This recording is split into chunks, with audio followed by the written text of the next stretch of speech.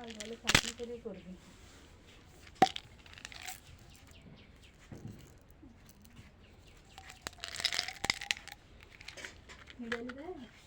অসুবিধা হচ্ছে না না, ফিরেতে বেশি অসুবিধা হয়। মাইকটা খরা দিস তো মা।